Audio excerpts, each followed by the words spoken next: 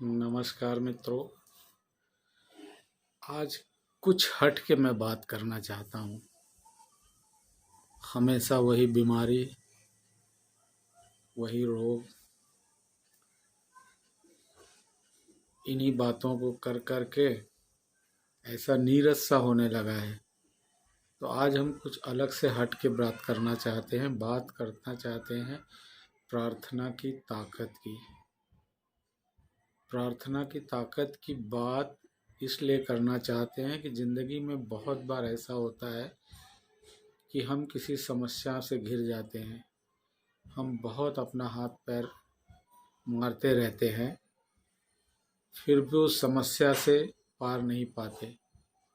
जब समस्या से पार नहीं पाते तो हमारे अंदर तनाव पैदा होता है।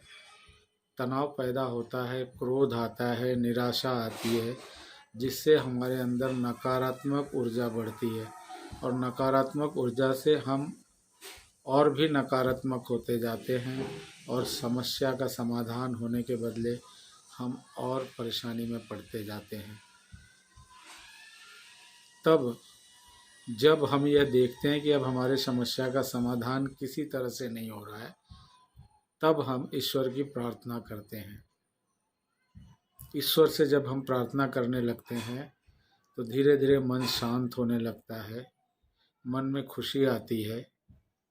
और जब मन में खुशी आती है तो मन से सकारात्मक भावनाएं निकलने लगती हैं, और जब सकारात्मक भावना आती है तो धीरे धीरे हम समाधान की तरफ चले जाते हैं और देखते हैं कि बड़ी आसानी से हमारे समस्याओं का समाधान हो गया।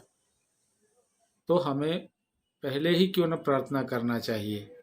हम अंत में प्रार्थना करते हैं, इसके बदले हम पहले ही क्यों नहीं प्रार्थना करते।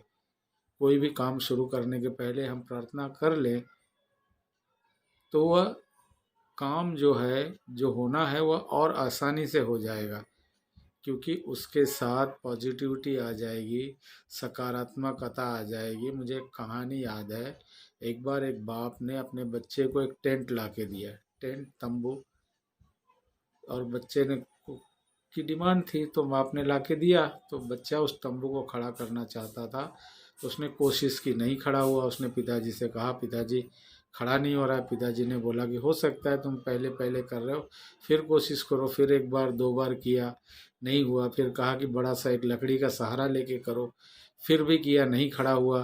तो थक हार कर उसने अपने पिताजी से कहा कि पिताजी ये तो नहीं हो रहा है, मैं क्या करूं, मैं किसका सहारा लूं, तो आप ही क्यों नहीं कर देते। तो पिताजी ने कहा, यदि तुमने मुझे पहले कहा होता तो मैं पहले ही कर देता।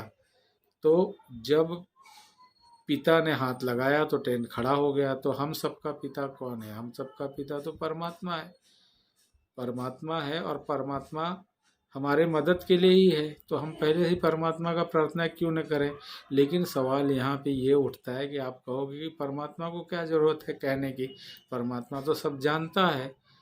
परमात्मा सब जानता है, लेकिन परमात्मा की भी इच्छा है कि आप उससे बात करो, आप उससे अपनी समस्याएं कहो।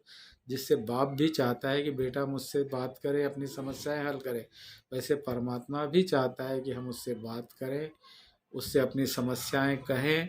परमात्मा हमें ज़रूर उसमें सफलता दिलाएगा। तो हमें किसी भी समस्या को समस्या की तरह नहीं लेना है, चुनौती की तरह लेना है। चुनौती की तरह लेना है और हर काम के पहले हमें प्रार्थना करना है।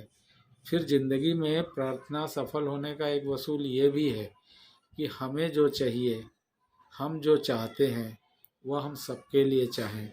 हम दूसरों के लिए प्रार्थना करें। हम जो दूसरों के लिए मांगेंगे, वह प्रकृति का नियम है, वह हमें भी मिलेगा। हम दूसरों के लिए सुख मांगेंगे, हमें सुख मिलेगा। अगर हम दूसरों के लिए दुख का कारण बनते हैं तो हमें दुख मिलेगा। हमारे मन में, हमारे शरीर में दो तरह की ऊर्जा एक साथ चलती है, एक सकारात्मक ऊर्जा और एक नकारात्मक ऊर्जा। दो तरफ दो बटन है, समझने के लिए जान लीजिए कि यहाँ सकारात्मक ऊर्जा है, यहाँ नकारात्मक ऊर्जा है। सकारात्मक ऊर्जा कौन सा है? सकारात्मक ऊर्जा जो है, खुशी है, आनंद है, उत्साह है। और ये सकारात्मक ऊर्जा जब हमारे अंदर होती है तो हमारा जो है ना ये सकारात्मक का बटन, सकारात्मकता का बटन, पॉजिटिविटी का बटन दबता है और हमें सुख मिलता है, शांति मिलती है, उन्नत मिलती है, प्रगति मिलती है, सफलता मिलती है। लेकिन दूसरी तरफ निगेटिविटी का बटन है। अगर हम निगेटिविटी का बटन दबाएं, अगर हमारे अंदर क्रोध हो, तनाव हो, द्वेष हो, ईर्ष्या हो, जलन हो, तो हमारा यह निगेटिविटी का बटन दब जाता है और हमारे अंदर दरिद्रता आती है, दुख आता है, कलह आता है, परेशानी आती है, असफलता आती है। तो ये सब भावनाएं पैदा होती है। लेकिन अगर हम प्रार्थना करें तो मन शांत होता है और सिर्फ सिर्फ अंदर हमारे पॉजिटिविटी आती है।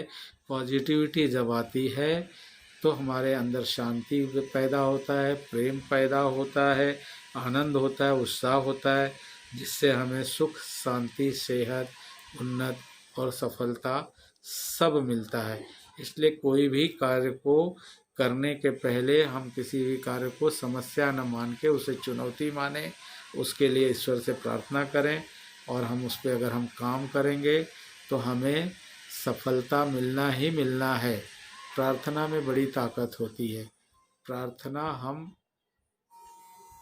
उस परम पिता परमात्मा से करें तो वह हमें ज़रूर फलित होगा। इसके लिए हमें अपने अंदर की पॉजिटिविटी को जगाना पड़ेगा और समस्या में घिर जाने के बाद प्रार्थना करने से अच्छा है कि समस्या आए ना और वह प्रार्थना हम पहले ही करें, तो हम ज़्यादा सफल हो जाएंगे। तो आज का ये विषय कुछ अलग था। आपको कैसा लगा ज़रूर बताइए। धन्यवाद।